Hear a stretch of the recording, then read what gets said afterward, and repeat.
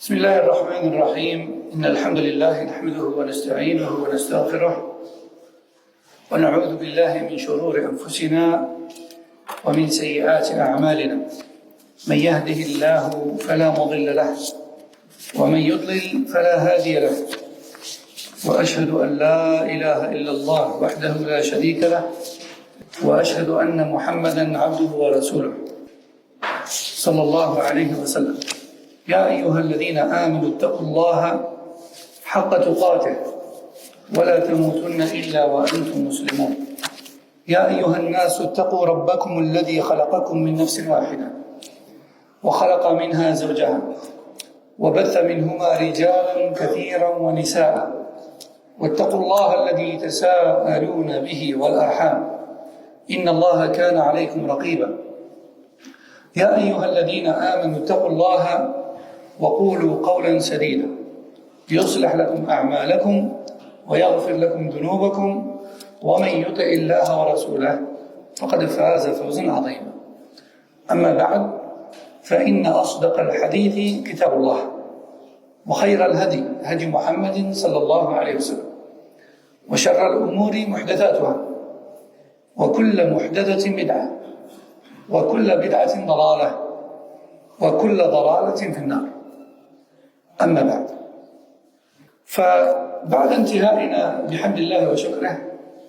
طيب، donc je disais, alhamdulillah, بعدما انتهينا من كتاب نور السنة وظلمات البدعة للشيخ القحطاني رحمه الله، والحمد لله الذي بنعمته تتم الصالحات، سنشرع اليوم في كتاب جديد، في قراءة كتاب جديد، وهو في الأصل محاضرة ألقاها أحد المشايخ، وهو الشيخ صالح بن عبد العزيز بن عثمان السندي حفظه الله، وهو أحد مشايخ المدينة المتخصصين في علم العقيدة. وهذا الكتاب أو هذه المحاضرة هي بعنوان الإلحاد، وسائله وخطره وطرق مواجهته. والإلحاد لغة هو الميل عن الشيء، ألحد عنه يعني مال عنه، هذا هو الإلحاد في اللغة. وأما شرعا فهو الميل عن الحق، ترك الحق عموما. فالشرك إلحاد، والبدعة إلحاد، والمعصية إلحاد. عموما الإلحاد هو الميل عن الحق إلى الباطل، عموما هو الإلحاد. لكن المقصود به في هذا الكتاب، والمقصود به غالبا، هو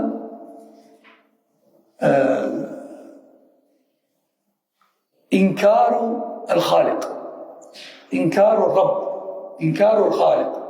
هذا هو المقصود غالبا بكلمة الإلحاد. هو ملحد يعني هو لا يؤمن بوجود الله، بوجود الله، لا يؤمن بوجود الرب، لا يؤمن بوجود الخالق. هذا هو الملحد. فهمنا؟ الإلحاد في اللغة هو الميل عن الشيء، وفي الشرع هو الميل عن الحق. وغالبا ما يستعمل الإلحاد للإشارة إلى نفي الخالق تبارك وتعالى وإنكار وجوده. Donc, alhamdulillah, on a terminé le livre qui s'intitule La lumière de la Sunna et les ténèbres de la Bid'ah de Cheikh Al-Qahtani rahimahullah, qui était un livre très bénéfique en matière de croyance et de voie à suivre en islam. Après ce livre, j'ai jugé bon de lire ensemble un livre que je souhaitais lire depuis très longtemps. Alhamdulillah, l'occasion est arrivée. Ce livre s'intitule L'athéisme. L'athéisme d'un cheikh de Médine qui est spécialisé dans le domaine de l'aqida, la croyance, et qui est connu et recommandé par bon nombre de grands savants, morts et vivants. Et ce cheikh, c'est le cheikh Saleh ibn Abd al-Aziz ibn Uthman al-Sindi, hafidahullah. qui est également, était, je ne sais pas exactement s'il l'est encore ou pas, professeur à l'Université islamique de Médine. Et donc, ce livre, à la base, est une conférence qu'il a donnée dans le sujet. Mais cette conférence a tellement été bénéfique que certains de ses élèves ont eu pour idée de la retranscrire et de la publier en livre aux lecteurs. Et donc, ils ont donné à ce livre comme titre Al-Ilhad. Il faut savoir qu'en arabe, Al-Ilhad, linguistiquement, c'est le fait de se détourner d'une chose. Linguistiquement, Al-Ilhad, je fais l'Ilhad de toi, c'est-à-dire que je me détourne de toi. Linguistiquement. Religieusement, Al-Ilhad, c'est le fait de se détourner de la vérité. Par quelque manière que ce soit. Et avec cette définition générale, le shirk est un ilhad, le bid'a est un ilhad, les péchés sont une sorte de ilhad. Tout ce par quoi on se détourne de la vérité vers une fausseté ou vers un mal, au regard de l'islam, c'est une sorte de ilhad. Mais ce qui est visé dans ce livre, et ce qui est visé en général, et ce qui vient à l'esprit en premier lorsqu'on parle de l'ilhad, c'est l'athéisme. Et qu'est-ce que l'athéisme? C'est le fait de ne pas croire au Créateur. L'athéisme, c'est le rejet du Créateur. C'est le fait de ne pas croire en Allah en tant que Seigneur, en tant que Rabb. C'est le fait de ne pas croire en Rububiyya, en fait. Rububiyya, la Seigneurie, je vous rappelle, c'est le fait de croire en l'unique Créateur, détenteur et régisseur de l'univers. Al-Khaliq, Al-Malik, Al-Mudabbir. هذا هو الرب. الرب, c'est celui qui a tout créé, qui détient tout et qui gère tout. C'est ça le Rabb. Et le Mulhid, l'athée, c'est celui qui rejette le Seigneur et sa Seigneurie. Du coup, vous allez me dire, mais il croit en quoi alors? On va le voir dans le livre, Inch'Allah. Ils ont un tas d'hypothèses et de philosophies et d'opinions très partagées sur l'origine de l'existence. Mais vous verrez qu'au final, l'athée, il repose sur rien de solide. Il repose que sur des doutes, que sur des hypothèses. Et vous allez voir qu'au final, beaucoup de leurs arguments ne sont pas pour leur croyance, mais plutôt contre elle. Et c'est à cause, justement, de tous ces arguments qui ne reposent sur rien, qu'ils en sont arrivés à ce proverbe connu qui est « Je crois qu'en ce que je vois ». Ça vient d'eux, en fait. Ceux qui disent « Je crois qu'en ce que je vois ». Hein? Pourquoi? Parce que ils ont rejeté les messages et ils ont rejeté l'existence d'Allah ainsi que de ses signes. Et au final, ils ont, lorsqu'on leur a demandé, mais à votre avis, d'où on vient alors? Et d'où vient l'existence? Ils ont argumenté avec un tas de philosophies, d'hypothèses scientifiques ou autres. Et vu qu'elles sont toutes aussi fragiles les unes que les autres, ils ont fini par répondre, de toute manière, même si on n'a pas de réponse, on croit qu'on se confond. Mais même cette réponse-là, et même ce proverbe, et même cette conclusion, elle est contre eux et non pas pour eux. Parce qu'ils croient en certaines choses que personne ne voit. Exemple, le vent. Personne sur Terre ne rejette l'existence du vent, ça. Personne. Même l'athée dit, oui, il y a du vent. Tu le vois? Non, on ne voit pas le vent. Tu vois ses effets. Mais tu ne vois pas le vent. Pareil pour Allah Azza wa Jalla. Il nous a parlé de ses signes. Ce qu'il a fait. Même si on ne le voit pas. Le vent parle de l'âme, par exemple. Oteina, par exemple. Tuer, comme elles disent, le fait de tuer, l'un des synonymes du verbe tuer, c'est ôter une âme. Taïb, ôter une âme. Tout le monde croit à l'existence de l'âme et que c'est elle qui anime le corps. Qui a déjà vu une âme? Personne n'a vu l'âme. Personne n'a vu l'âme. Et même lorsque le mushrikoun, on dit au prophète sallallahu alayhi wa sallam, c'est quoi l'âme ou comment elle est? Allah il a répondu quoi? Ar-ruhu min amri rabbi. Dis-leur, l'âme, c'est un secret et ça fait partie des affaires qui ne regardent que mon Seigneur. C'est-à-dire, ça ne vous regarde pas. Il n'y a pas de réponse. Tout le monde croit à l'âme. Tout le monde croit au vent. Tout le monde croit à un tas de choses que l'on ne voit pas. Taïb. Al-Muhim, c'est ça l'ilhad, l'athéisme. J'ai jugé bon de lire un petit livre dans le sujet, parce qu'on vit dans une terre non musulmane, et on pourrait être amené à discuter avec des personnes qui sont peut-être athées. Et ces personnes pourraient peut-être nous poser des questions. Et en tant que musulman, on doit savoir, on doit pouvoir leur apporter réponse. On doit pouvoir leur apporter réponse. قال المصنف إن الأدلة العقلية والنقلية والحس والفطرة كلها شاهدة بأن ربنا تبارك وتعالى هو المتفرد في ربوبيته والمتوحد في ألوهيته عز سلطانه وعظم جلاله وعلى شأنه ونفذ أمره وكمل بهاؤه. Cheikh Sindi nous dit, les preuves sur l'existence d'Allah et sa seigneurie, qu'elles soient de l'ordre de la raison ou de l'ordre de la révélation et des textes, sont très nombreuses.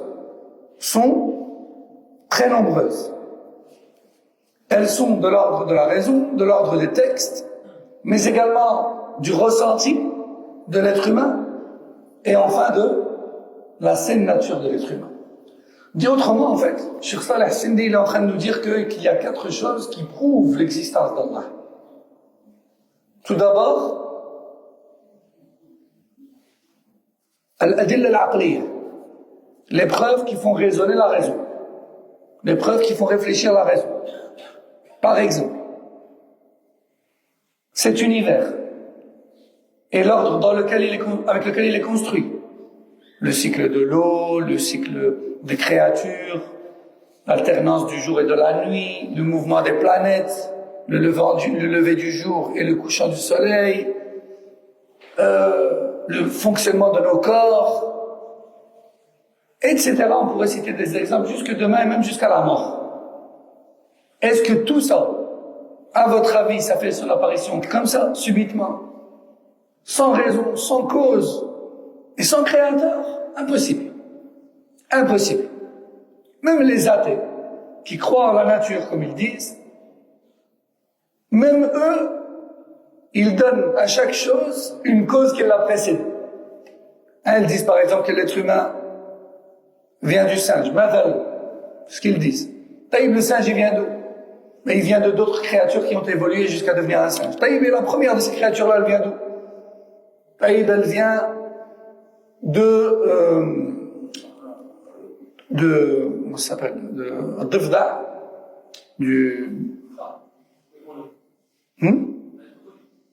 la grenouille, naam. Taïb va voir la grenouille, du tétard. Vous savez c'est quoi le tétard? Taïb va voir le tétard. Ils disent c'est de plus en plus petit jusqu'à la cellule. Taïb, la cellule, elle vient d'où? Ils ont dit la cellule, elle vient du météorite qui est venu de l'espace, elle est tombée sur Terre et elle s'est propagée sur Terre. Allahu Akbar. Taïb, elles sont les nouvelles météorites avec les nouveaux tétards et les nouvelles cellules, etc., etc. Mais tout ça, qui l'a vu? Qui l'a entendu? Personne. C'est des suppositions, des hypothèses. C'est des hypothèses. Taïb, ils sont où les nouveaux singes qui se changent en chien? Enfin, non. En humain. Où ils sont? Ils sont pas. Personne n'en a vu. Alors, donc, ça, ce sont des adilla aqliya. Ce sont des preuves qui font réfléchir à la raison. Allah a dit dans le Coran, Am khuliqu min ghayri shay'in am humul khaliqun. Allah a dit, ceux qui ne croient pas en Allah, ont-ils fait subitement leur apparition comme ça? Ou se sont-ils créés eux-mêmes peut-être? Laquelle des deux? À votre avis, laquelle des deux? Est-ce qu'on est apparu sur Terre comme ça, subitement, sans raison, sans cause, sans point de départ? Ça, même les athées ne le disent pas. Même les athées ne disent pas qu'on est apparu comme ça. Ou bien, est-ce qu'on s'est créé nous-mêmes? Peut-être qu'on s'est créé nous-mêmes. À votre avis, laquelle des deux réponses? Aucune des deux. Qu'est-ce qui reste? Le Créateur, Jalla wa Ala. Allah a interpellé le kuffar avec cette question. Et cette question, en fait, c'est un dalil aqli. C'est une preuve qui fait réfléchir à la raison. Et lorsque tu parles à un athée, pour qui tu veux le bien, tu n'as pas besoin de lui dire, il y a un verset qui dit qu'Adam, il va dire, moi je ne crois pas au Coran. Tu lui dis, bon, je vais te poser une question. À ton avis, nous, les êtres humains sur Terre, est-ce qu'on est apparu comme ça, subitement? Hein? Qui a déjà vu, à l'époque, Stargate? La porte des étoiles. Tout le monde connaît la porte des étoiles? Et tu entres par une porte des étoiles et tu ressors de l'autre côté. Tu apparais subitement comme ça. Tu pars d'époque en époque, de monde en monde. Ça, tu apparais comme ça. Est-ce qu'on est apparu comme ça?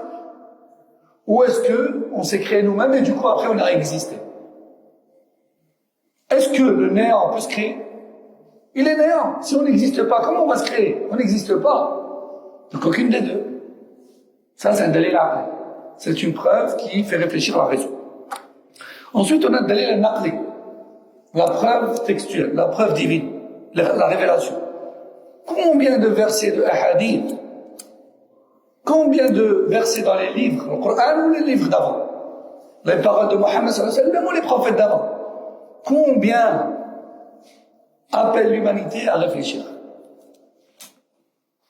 Combien appellent l'humanité à réfléchir? Et combien de versets de hadith il y a là-dessus? Donc il y a des preuves de texte, dans les textes. Ensuite on a al-hiss. Al-hiss, c'est le ressenti. Les ulama disent al-hiss. Comment est-ce que l'être humain peut parvenir à comprendre qu'Allah existe par le ressenti? Par exemple, lorsqu'il se fait exaucer ses invocations.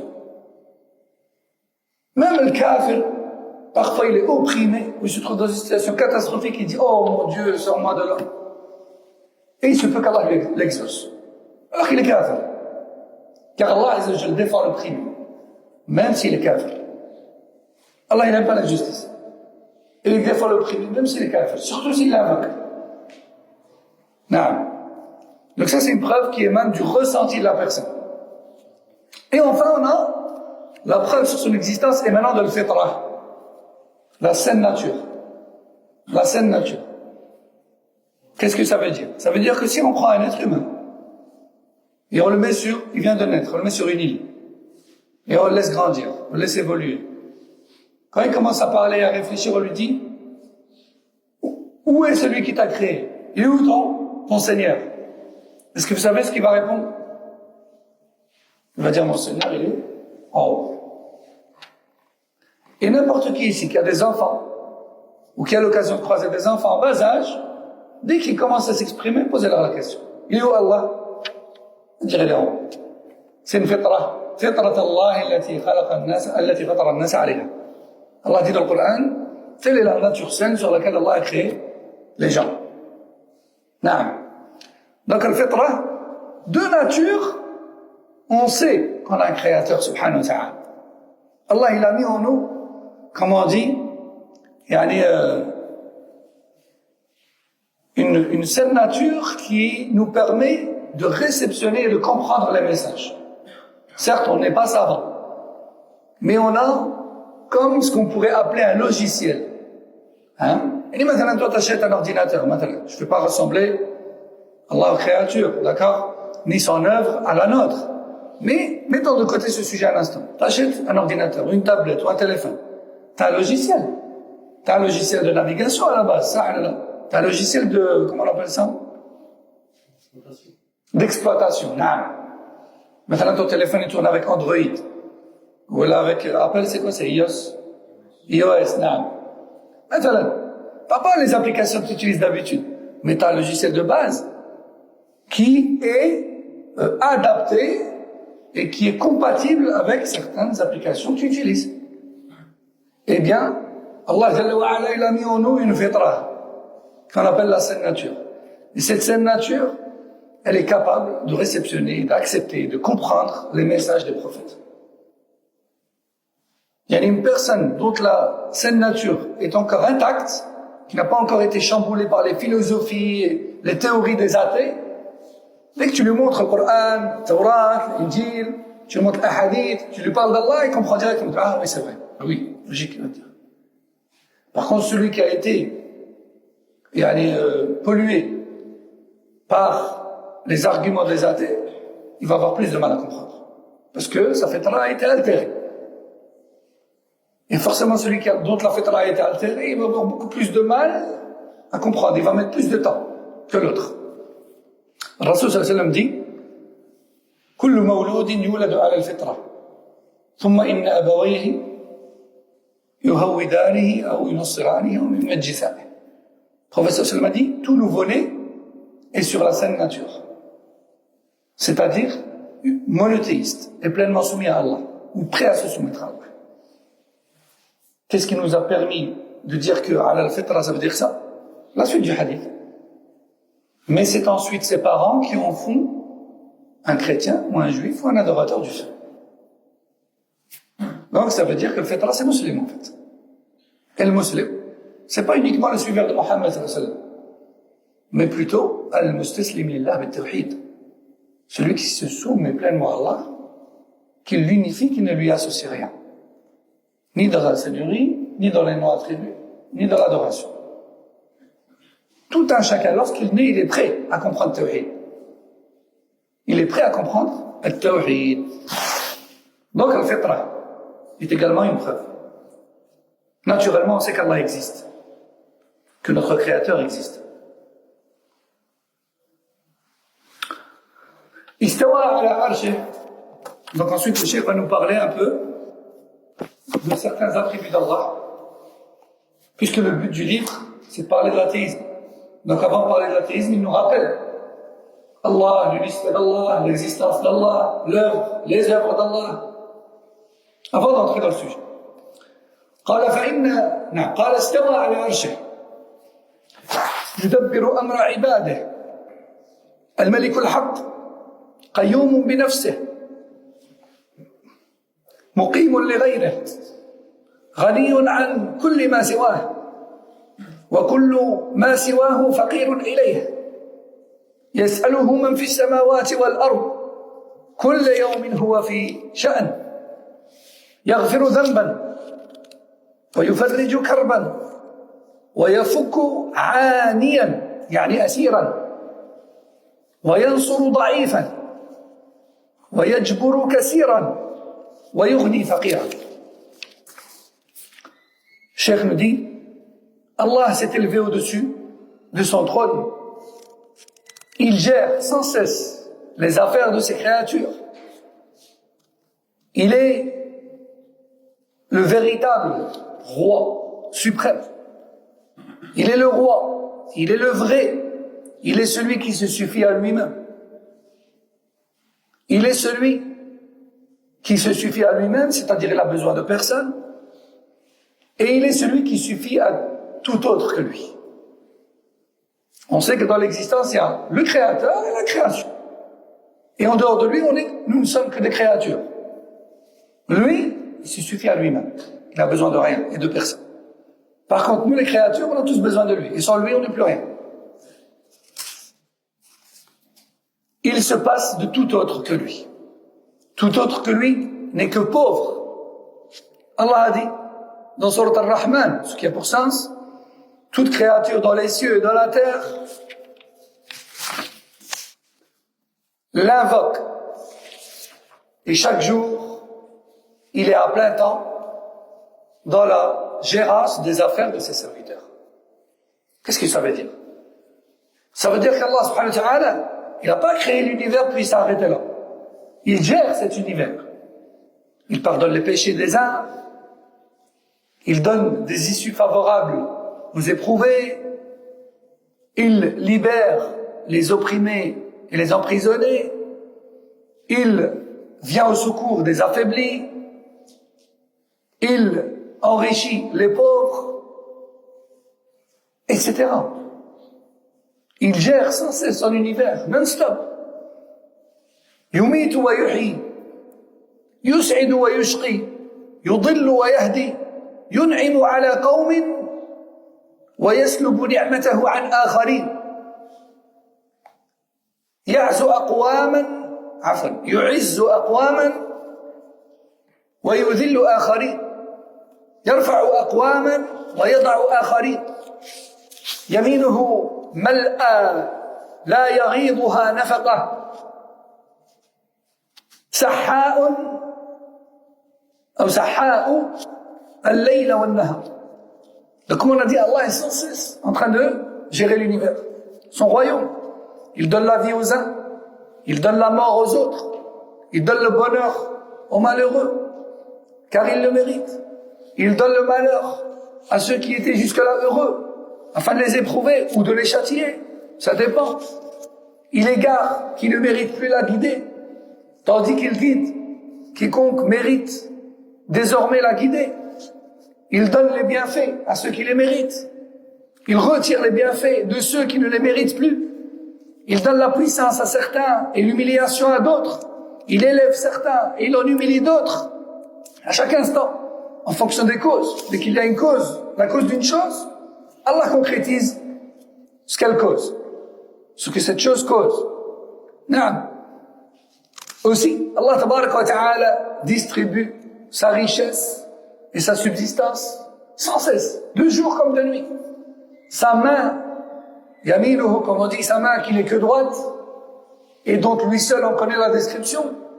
Mais comme le Rasul sallallahu alayhi wa sallam nous a dit, sa main qui est droite ne fait que distribuer et donner, de jour comme de nuit, sans compter, et sans qu'à aucun moment sa richesse ne diminue de quoi que ce soit. Tabaraka wa ta'ala, huwa al-awwal الذي ليس قبله شيء والآخر الذي ليس بعده شيء والظاهر الذي ليس فوقه شيء والباطن الذي ليس دونه شيء لا إله إلا هو العزيز الحكيم.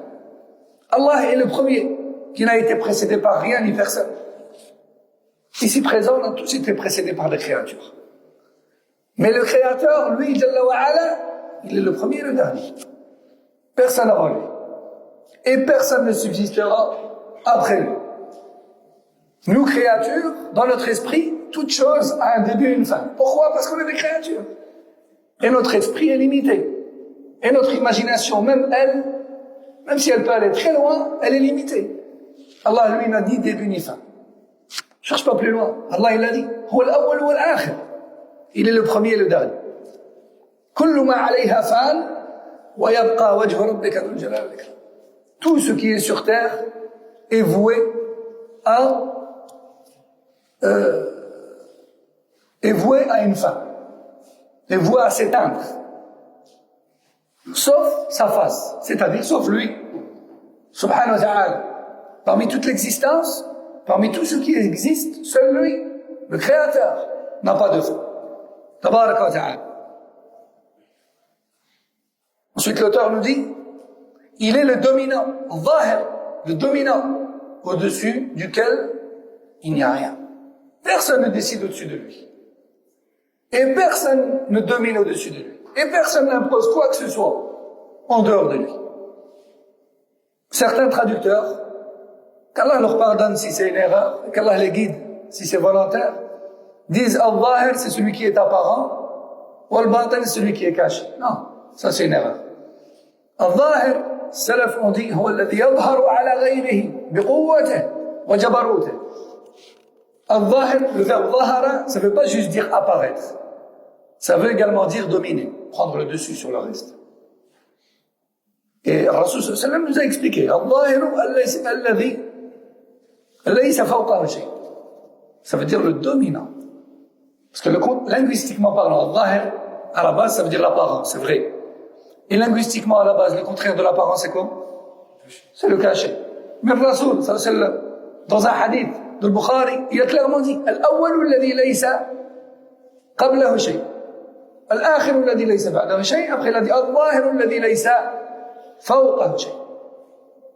Le Rasoul sallallahu lui-même, il a expliqué le nom. Il a dit Al-zahir, il est celui au-dessus duquel il n'y a pas de dominant, ni qui que ce soit qui peut imposer quoi que ce soit. Donc, en fait, Al-zahir ici, c'est le dominant. C'est le dominant. Al-zahir, le dominant, au-dessus duquel il n'y a personne. Al-batin alladhi laysa dunahu shay.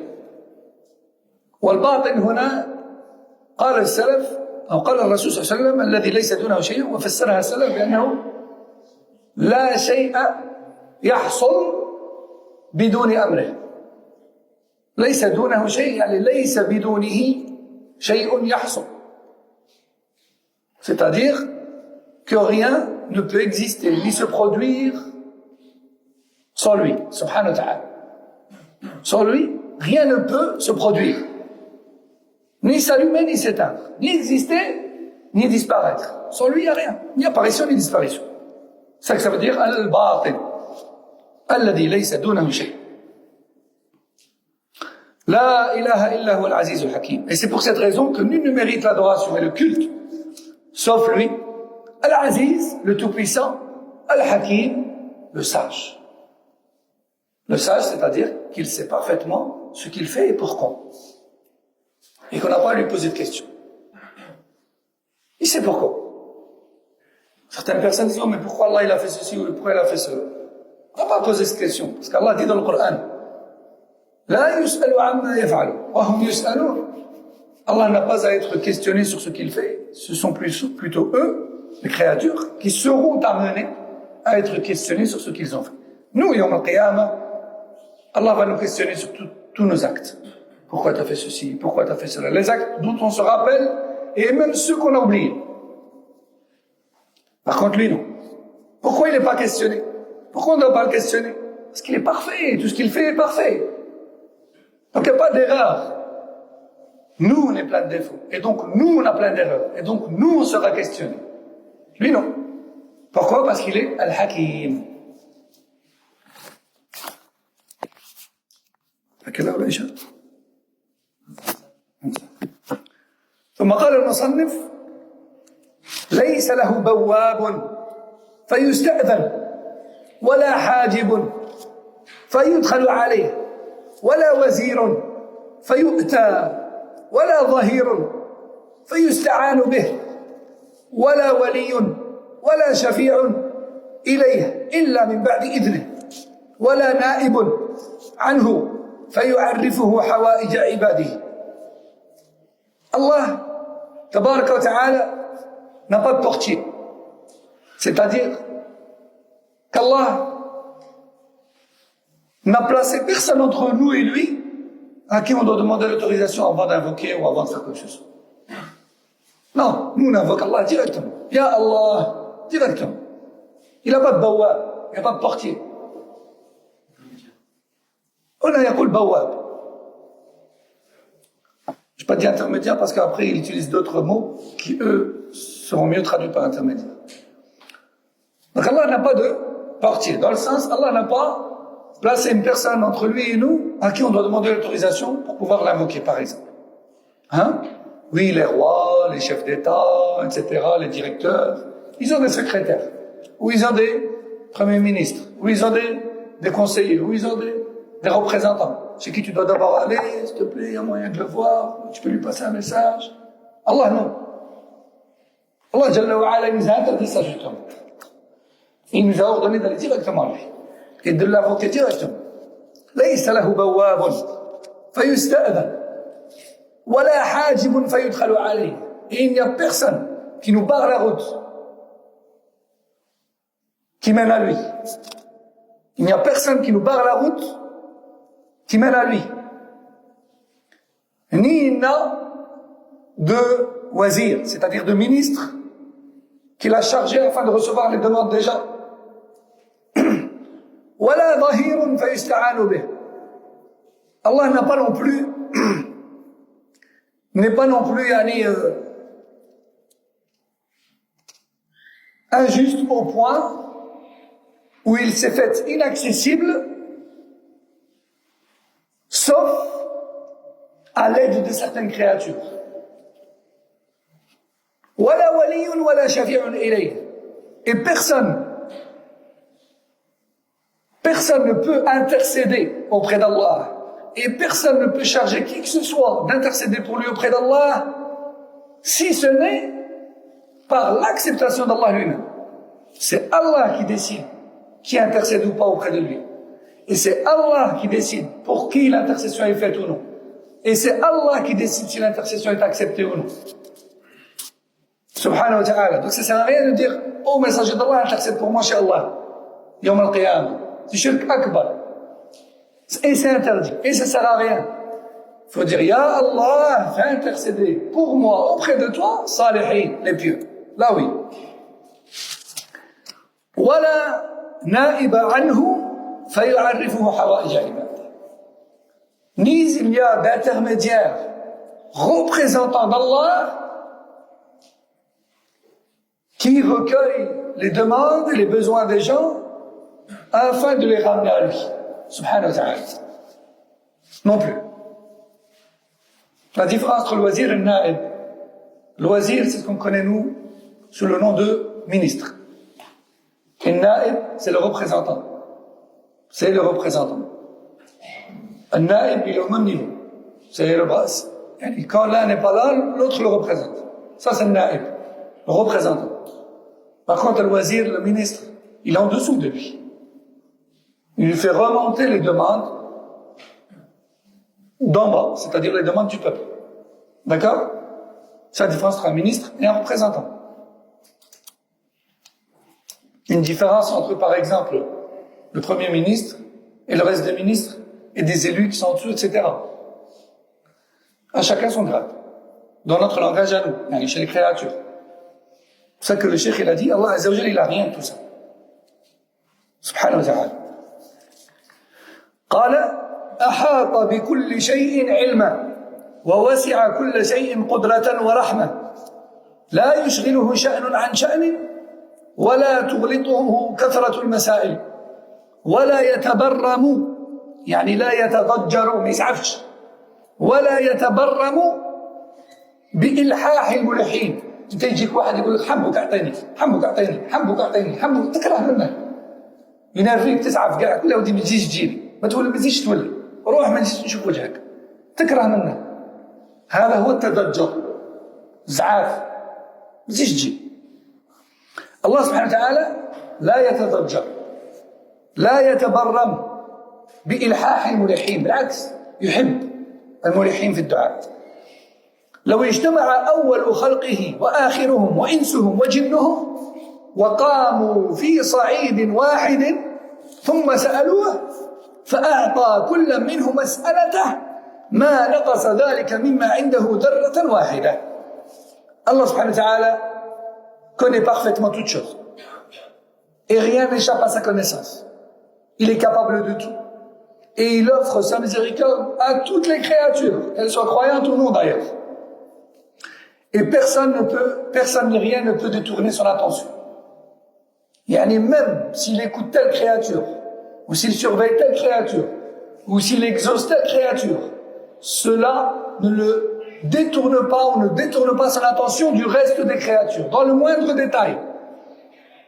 C'est pas comme nous les créatures. Dès qu'il y en a un qui parle, t'entends plus que l'autre dit à côté. Allez, disons que t'es HP, t'es un hypersensible. Vous savez c'est quoi un hypersensible? Une personne hypersensible, c'est une personne qui a les sens très sensibles. Au point où certains d'entre eux, lorsqu'ils discutent avec une personne et qu'il y a du monde autour de lui, il n'arrive pas à se concentrer sur lui. Il entend tout le monde en même temps. Subhanallah.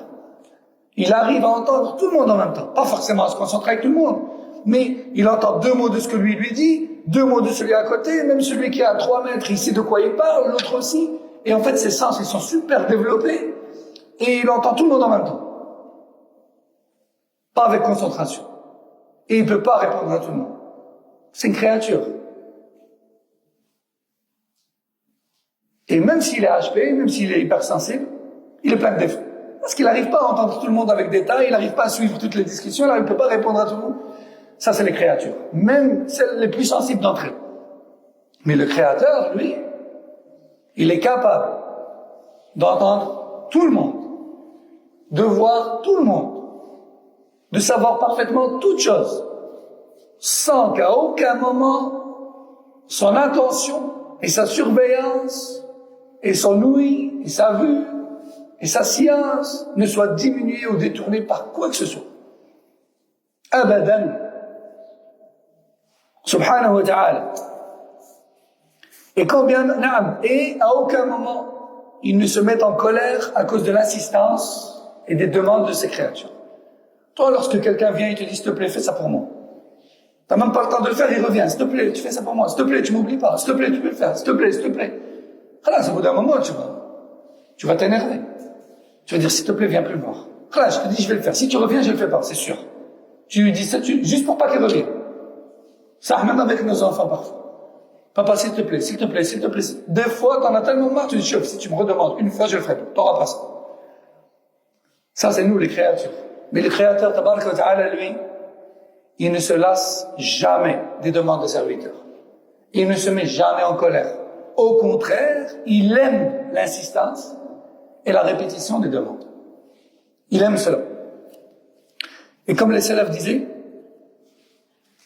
l'être humain se met en colère lorsque les demandes se répètent, tandis qu'Allah, lui, se réjouit lorsque tes demandes à lui se répètent. C'est le contraire. Si toutes les créatures, des premières qui sont déjà mortes, aux dernières qui n'existent pas encore, djinns et humains, se réunissaient toutes et formulaient toutes une demande propre à chacun et chacune. En même temps, Allah les entendrait tous et les exaucerait tous sans qu'aucune interférence ne soit créée et sans que rien ne détourne ou ne diminue son attention et sa réception de ces demandes. Subhanahu wa ta'ala. Allahu Akbar. Allahu Akbar. Nous, les créatures, dès qu'il y a 2 ou 3 personnes qui nous parlent en même temps, on dit, ah, stop. J'ai pas 10 oreilles. Ça, c'est nous, les créatures. Allah Jalla wa Ala, lui, le créateur, il entend tout en même temps. Et il exauce tout en même temps. Sans problème. Il est le Seigneur, Jalla wa Ala.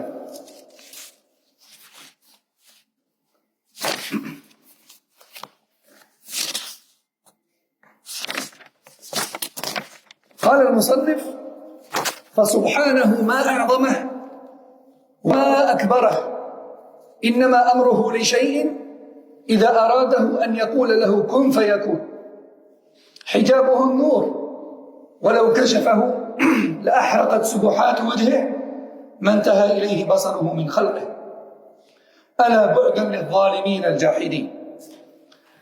Gloire donc à Allah. Il est parfait sans défaut. Il est énorme, il est grand. Et lorsqu'il veut une chose, il lui suffit de lui dire soit, et elle est. Il a un voile de lumière, hijabuhu nur, comme le professeur sallam a dit, Allah, entre Allah et sa créature, il y a un voile. Et ce voile est en lumière. C'est un voile de lumière.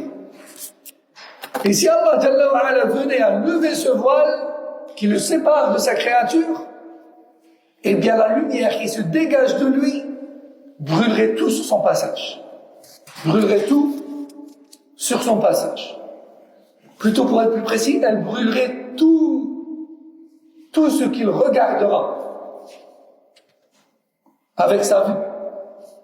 Tout ce qu'il regardera sera brûlé par sa lumière. Subhanahu wa ta'ala. لأحرقت سبحات وجهه ما انتهى إليه بصره من خلقه. Si Allah venait à lever ce voile-là, qui lui-même est de lumière, eh bien la lumière qui se dégage de son visage et de sa vue brûlerait tout sur son passage. Parmi la création. Que soient donc éloignés et humiliés les injustes et athées.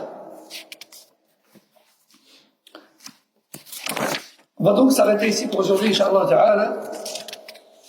Pas faire trop long, pour pas vous lasser. Je vous donner l'occasion également de faire des nawafil, parmi la lecture ou la prière. On va s'arrêter ici, Inch'Allah, on reprendra. Donc, la semaine prochaine, bi'idhnillah. هذا والله أعلم وصلى الله وسلم وبارك على نبينا محمد وعلى آله وصحبه سبحانك اللهم وبحمدك أشهد أن لا إله إلا أنت أستغفرك وأتوب إليك السلام عليكم ورحمة الله وبركاته